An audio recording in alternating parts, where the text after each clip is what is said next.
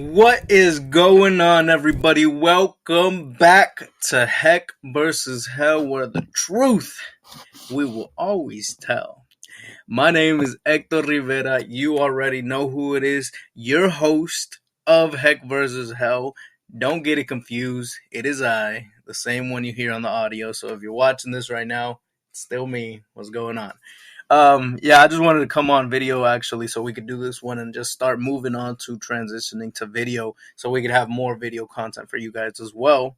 And so you can share it more easily, right? Because one thing that I do understand, especially when I'm listening to something, you can't exactly, just clip something out and send it to somebody else. If you can, I am not aware of it, but we just made it like that so we can make some more clips, make it easier to introduce it to your friends, your family, whoever it is that you want to share with, because I understand the feeling whenever I want to share something and I don't want to tell them, hey, go to this timestamp and this, I want them to listen to the whole thing, but I also want them to see and get a little bit of taste of what it's like, right? So that's what we're doing this for as well.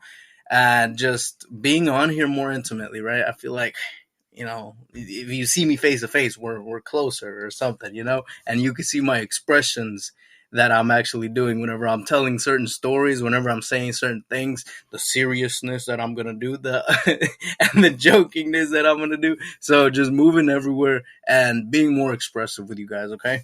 So we've been talking about the hierarchy, and I want to take a real quick detour from that really quick. Next we got the women of the hierarchy, and that's going to be a really good one. So I hope you listen to that. And don't worry, I'm not going to be on here trying to tell a woman how to be a woman or anything like that. That is not my role. That's not my position. If anything, we might just get Lex to come on for that, and I think that's actually a perfect idea.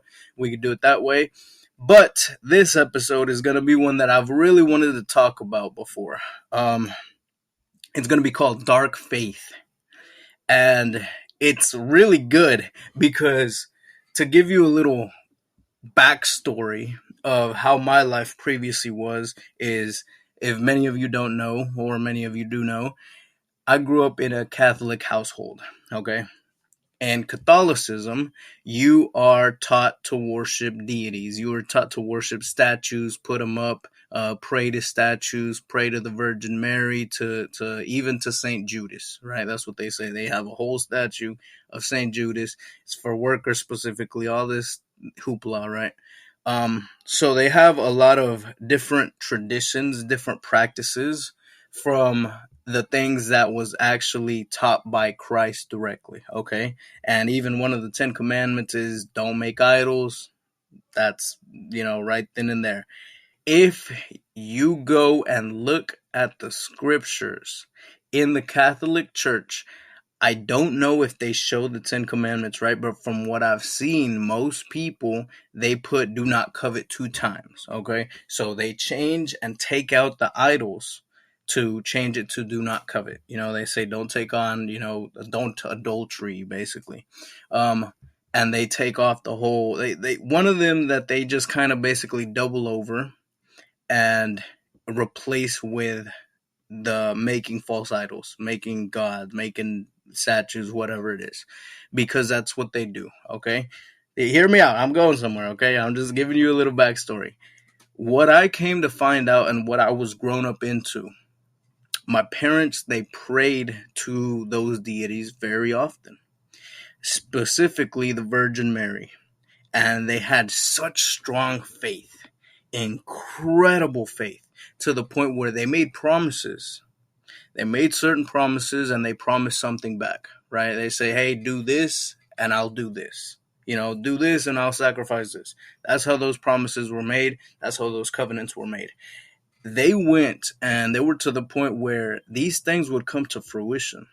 I had my mom, the woman that birthed me, I can't talk highly of her too much, but I'm not going to disrespect that woman either. But she prayed to those deities, and I've seen it come to fruition to certain boyfriends that she's had, and just to get out of jail or something, okay? I've seen my dad go and pray to these certain deities, and these things come to fruition whenever you make certain promises. And that's not the only ones, though. You got to understand that that's not the only ones. There's something else in Latino culture that a lot of people are actually starting to move more towards. And if you haven't heard of it, she's called La Santa Muerte.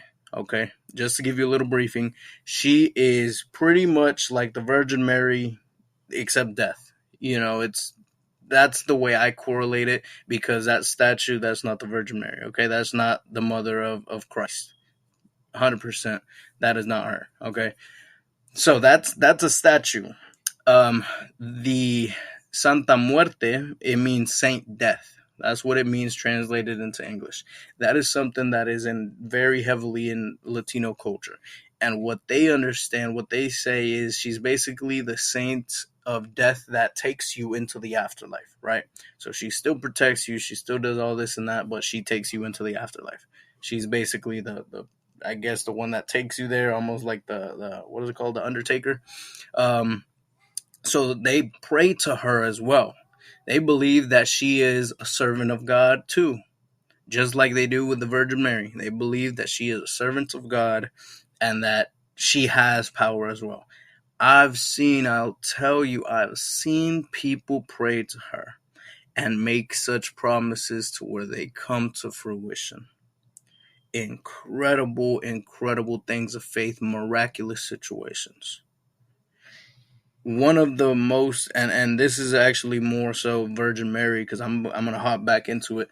One situation that had me really looking at these things was that I saw the woman that gave me birth go and pray to the statue, and she promised, I think it was like 5 years of not drinking soda or something.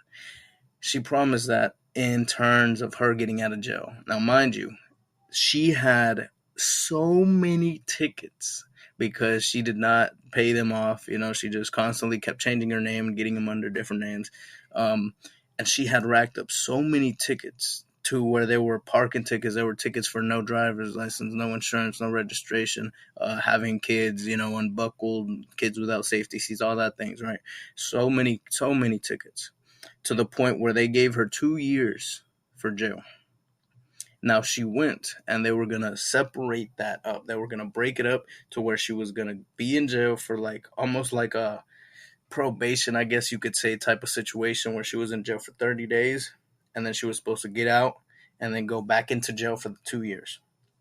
What had happened was she was in there for 40 days, right? And I remember this so vividly because it was actually on April Fool's, on April 1st. I can't remember what year, but I was in school. And she went and basically they took us out of class, and they told us, they were like, hey, your mom's here. And I'm like, no, she's not. She's in jail. She's going to be in jail for 2 years.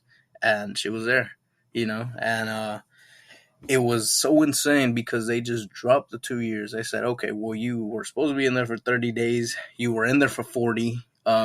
You know what? You're good. You did your time pretty much. Here's a slap on the wrist.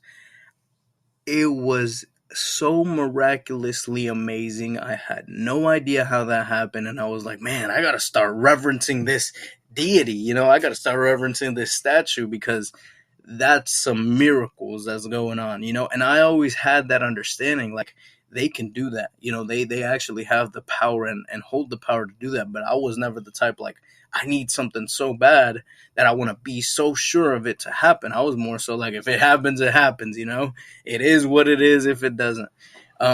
So that's kind of how I started going through the understanding, and I realized, there's so many entities out here that do the same thing.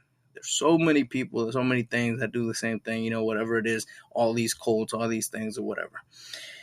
The first time I opened a Bible and actually read one of the books, I read the book of Job. And the book of Job, it's a whole conversation about testing Job's faith and having that humility, even though he was angry at God for taking him. To give you a little briefing, what happened was Job was a man that was very wealthy. He had a huge house, a lot of land. He had a big family. He was just out here doing his thing, living his best life. And he had servants, maidservants, all these things. He had everything, really good health. and there was a conversation between the adversary and God. And so the adversary is over here talking to God or whatever, and God says, well, have you seen my son, Job? He's a very righteous man. And so the adversary begins to tempt God, quote unquote, because God can't be tempted, right? And he says, well, surely he only serves you because you give him all this stuff because he's really wealthy. But if he didn't have any of that, I bet he would curse you to your face. And so God gave him permission to take all that away. He's like, you can have it, take it away, but keep his family intact. And then he went and he's like, okay, he came back. He stayed faithful, right? He's like, okay, well, I still got God. He kept his faith. And so he came back to God. He was like, surely he only does that because he still has his family. But if he didn't have his family, almost like one of those fables where they go back and forth, right? And that's what they were doing. It's like if he didn't have a family, so God allowed him to take away his family. Job stayed faithful. He had nothing. He had no property, nothing. He just had his health and himself. And so he still stayed faithful. So he came back and he's like, surely it's because of his health. So God gave the adversary permission to go and take his health, but he could not take his life. So he got to the point where he was at the brink of death, super sick, just having all these ailments and being so close to death. But he was just still faithful. Of course, he had toils and he was fighting within himself, trying to understand why God was doing all this and trying to understand what God's perspective and why this all happened if he's a righteous man. And God even bragged about him being a righteous man, right? He didn't know that, but God understood that. Okay, and so it's a whole story, and there's always morals in the stories, morals in the history that goes on. And that one specifically, it was a situation that happened to show the commitment that we should have, because at the end of the day, he gained everything back sevenfold. And it's just so beautiful. I mean, some people say you can't really replace a family. He actually got a bigger family, but it's the point of understanding that God gives us everything, right? We have everything through the creator of the universe.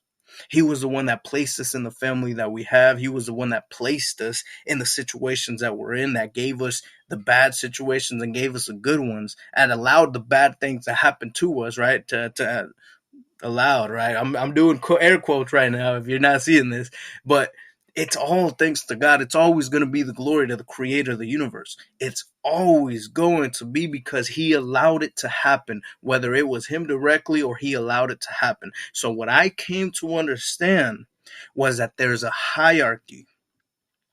Okay, so this is really kind of in tune of what we're having in this previous conversation, but there's a hierarchy of what goes on. There's a hierarchy of power. Okay, God doesn't just let the devil roam free and do whatever he pleases. No, there's a hierarchy. There's things he can and cannot do, and there's things that he can get permission to do as well. And one thing that people don't really realize is that the adversary can also bless you. That is really deep, and whenever I began to understand this hierarchy, I began to understand that the adversary can bless you. Once I came to understanding the word more, and I was seeing that we have power over the adversary, we have the blessing and the promise to walk through fire and not get scorched, I understood that the hierarchy goes even further. That at the very bottom of the totem pole, well, I don't want to say totem pole because whenever you're at the bottom, that's actually like the foundation. At the very bottom of the hierarchy is the children of the devil. Okay, that's what they're called. The people that are walking around dead, that are not sons of God, that are not living their way committed to God, that are not saved. Okay, that are not in the Christ family because they choose not to be.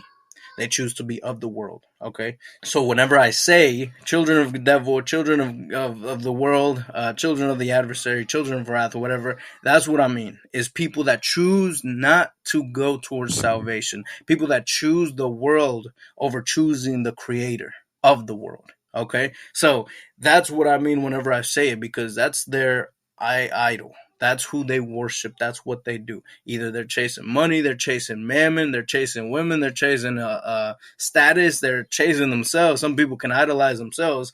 Something they're putting something else above God. And as people, as children of God, we can do that too. We have our moments where we slide into that type of situation. But one thing that we have to understand is there's a difference, right? Whenever you don't know, you don't know. Whenever you're dead, the dead know not of the living. These people walking around here that have never truly encountered Christ, encountered God in their life, that's who I'm speaking of.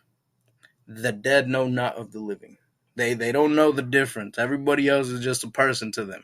We understand there's a division that goes on. There's different types of people, okay? We understand that, and we must be very aware of that. So at the very bottom, that's them, the children of wrath. Right over them is the Nephilim, the demons, all these types of things. Right above them is the king of the world, the prince of the world, the adversary, right? So, and right above them is us, the children of God. So we have power over all of them.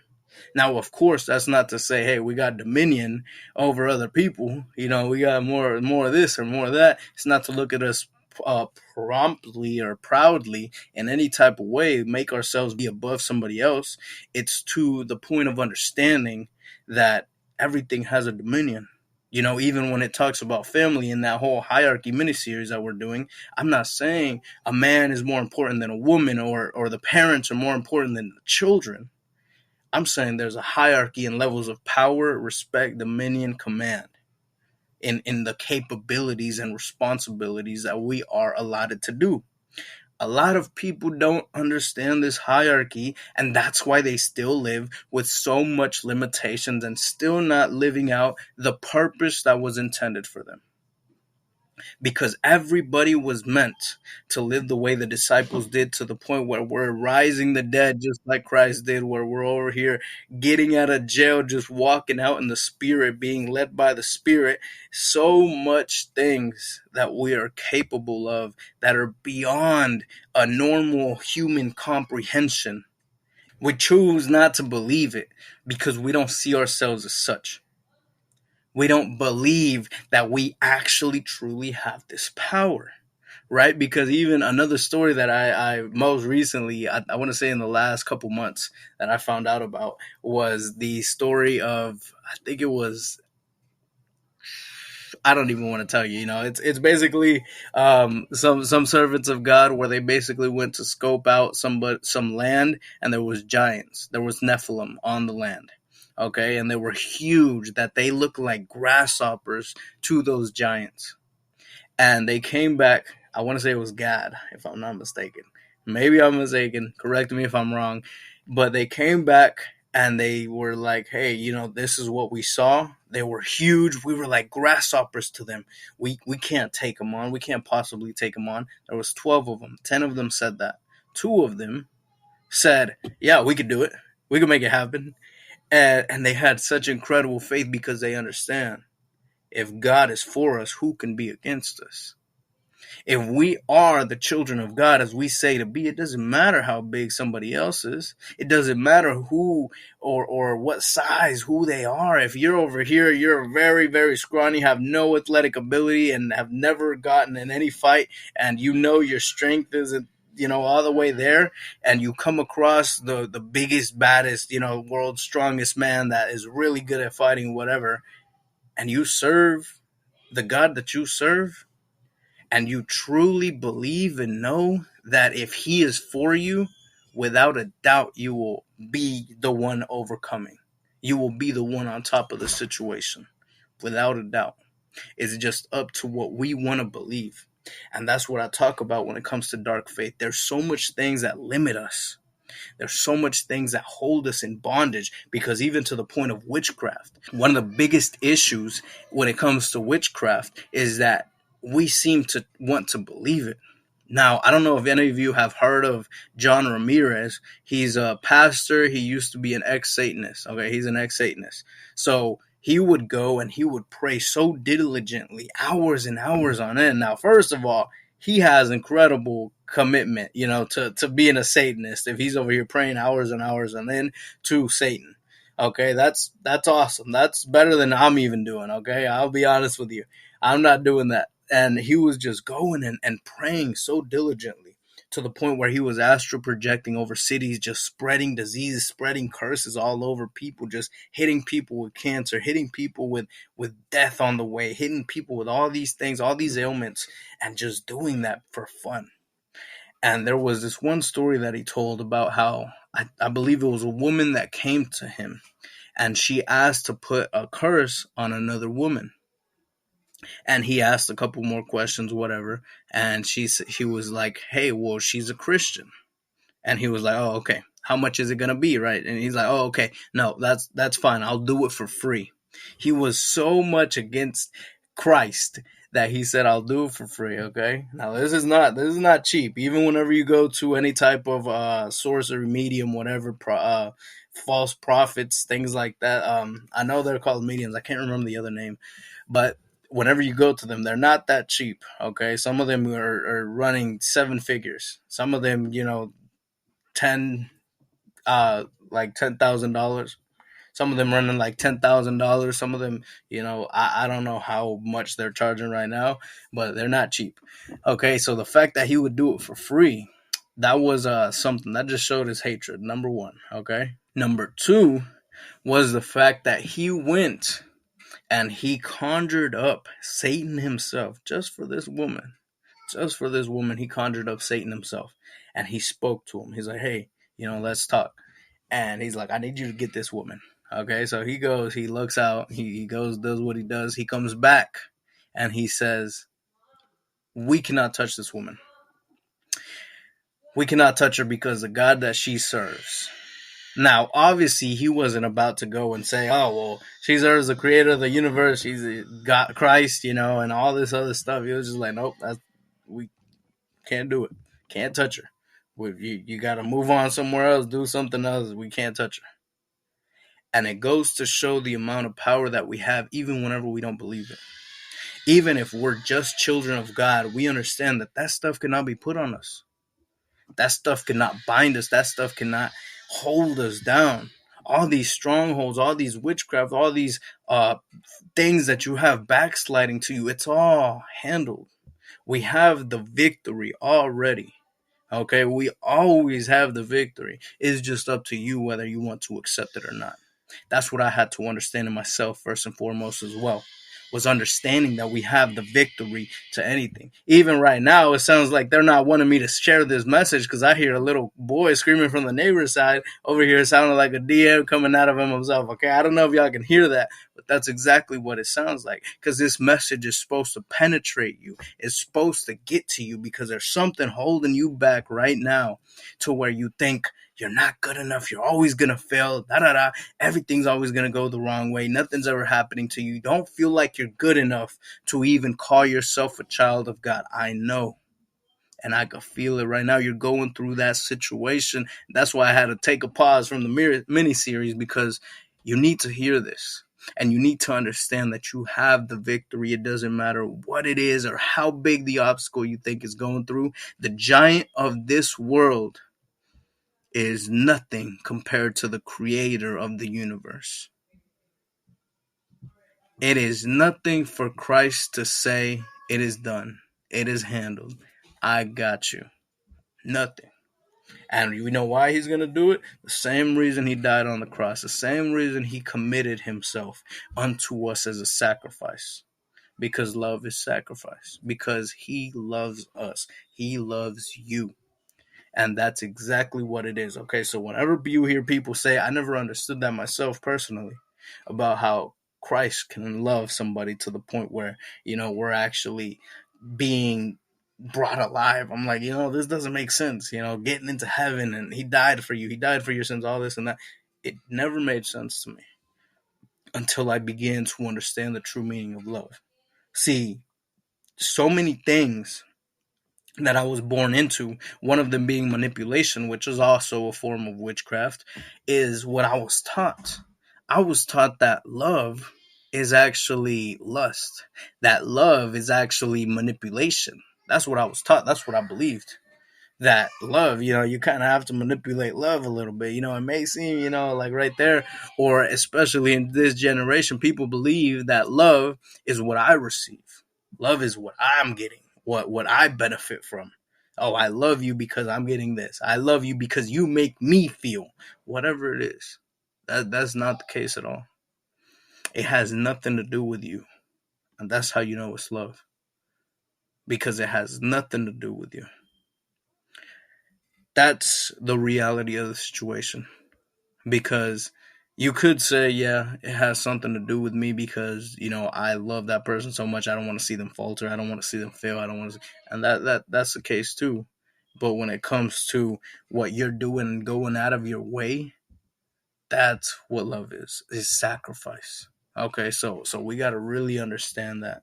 And through the blood sacrifice, the blood covenant, is where we have the victory, is where we were given the Spirit and sealed in the Holy Spirit to have all the gifts and talents that were given unto us, that were said. Even Judas could bring people back from the dead. I want you guys to understand that even Judas could bring people back from the dead. And in the book, it is written that it would better for him if he were never born at all. That just goes to show that if someone like Judas can have that type of power to bring someone back to life, that just goes to show what it is. Okay, so even when it comes to one thing too, I want to go and roundabout back here is whenever I'm starting to talk about different types of advancements, we'll say, I mean it in that way too, because that's another part of dark faith, right? Once we start beginning learning medicine and science and all this stuff, people think that once you go and you learn more science, you're straying from God. But really, the more and more and more that you understand with science, the more you can admire God's creation, the more you can admire how intricate God put everything together. And it's so beautiful. It's really, really beautiful. And so it's such a complicated situation though, because that's where ignorance can step in, and pride, because you start to think, hey, we understand this now. And that's something that we read actually in the book of Enoch recently, was whenever the angels came down, they had taught the wives of man, the daughters, of man, they taught them to become familiar with the roots and the plants, right? So they were like, hey, this is what they do. This is what they can do. This is how they become whatever. Whenever in the Old Testament, if you look at it, whenever God was telling and giving commandments, it would just be, hey, do this, speak this. Whenever God gave Moses the commandment to bring forth the water, he said, speak to the rock. And Moses struck it, it still came out. But he gives us commandments, even if there are logical explanations, he'll tell you exactly where to throw the net, right? Just like Christ. Hey, it's logical because fish are in the water, right? That's the only way that he got so many fish. But he told them where to throw the net because he made this. What's the difference? He made it. He knows what's going on with everything. Otherwise, how did he know? Boom, the water is going to be right there, right? How did Moses know, right? It was given to him. So we got to understand that the difference is some of the things may have a little bit involved in it, even when it comes to, hey, medicine can do this and this. I don't know exactly the benefits of hyssop and these different plants that were given, especially in the Old Testament, but you got to understand that we just got to keep faith, even if it's a little more to the point where it's blind, if you want to call it blind faith, we have that understanding that God is good. Okay, so whenever they got familiar with the plants, I bet you in their mind it's the same thing as Western medicine. When they got to the point where they were like, okay, well, we understand how the body works. We know what medicine to give them. We know this and we know that. Why do we need God? That's how people look at it. So that's where it can get really difficult for faith, for our own faith, because we don't give the glory where it's due. Now, I will say there are certain situations when these things may be needed to save your life, for example, but There's only those circumstances when you are called to do so if you don't have enough faith. Because things as little as, hey, we got defibrillators, we're bringing people back to life. They weren't doing that back in the day, right? They had that kind of faith. They had to have that kind of faith because they couldn't go and get some defibrillator and shock someone back to life. They didn't even have power. Right now, we got so saturated with advancement that we can't have that kind of faith. We believe, hey, well, I can only be treated this way. That's why with my situation, I got situations that people wouldn't believe. Situations that, people would tell me, and I've had people tell me, the few people that know my situations, I've had people tell me, hey, go to the hospital, do this, get this type of treatment. And I'm like, hey, no, it's healed already. It's already done. That's the kind of faith that I hold because I understand that God can really do the things that were written. I understand that this type of faith is needed. I understand that this is where we need to be so that we can bring out what we were made to do. Okay, this is much smaller than what we've got to look at it, right? This is incredibly small. And one thing, I don't know why, but the episode, it feels like it didn't come out, and I'll remake it. I don't even care because that was a really good episode. It's going to be called 2D, 3D, and 4D, where it basically talks about how we need to understand we're not here. This is just a body. This is just a shell.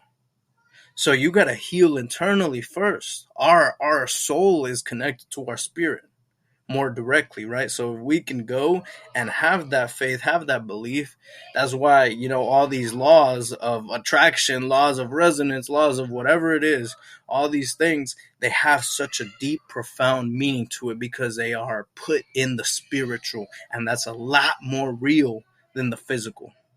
That's why they say all these things. That's why they do all these things. Okay, so I want you to understand the power of faith and analyze yourself. Analyze where you have certain faith in the wrong way. Certain faith where you shouldn't have faith. Believing in things that you shouldn't be believing. Limiting or doubting God through the faith that you previously had. Like if I say, hey, I trust gravity more than I trust God. So if I jump off the cliff, I'm kind of dead. Now, that's pretty hard not to do, but that's why people talk a lot about the Matrix.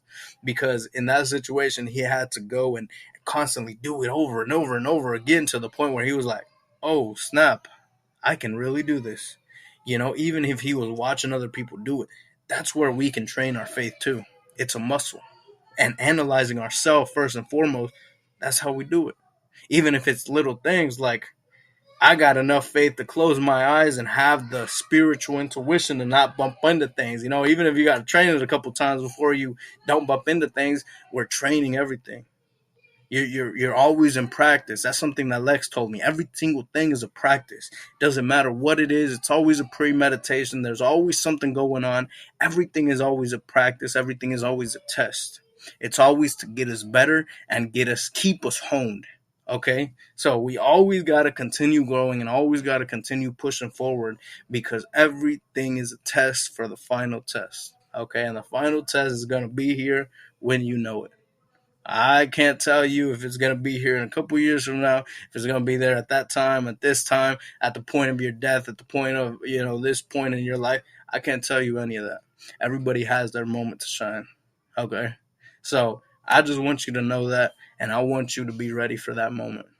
So analyze where your faith is dark, because I want to pull up that scripture right now, but there's a point too where Christ spoke about the eye of the lamp.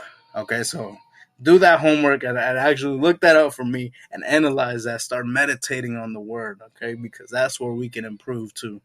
The eye of the lamp, and then look up basically the eye of the lamp scripture and look up the reticular activating system. These are things that I talk about, but I want you to do this as homework, because if I'm just telling you all this and you're not actually trying to go and form thoughts about it and do your own research, you're not actively seeking.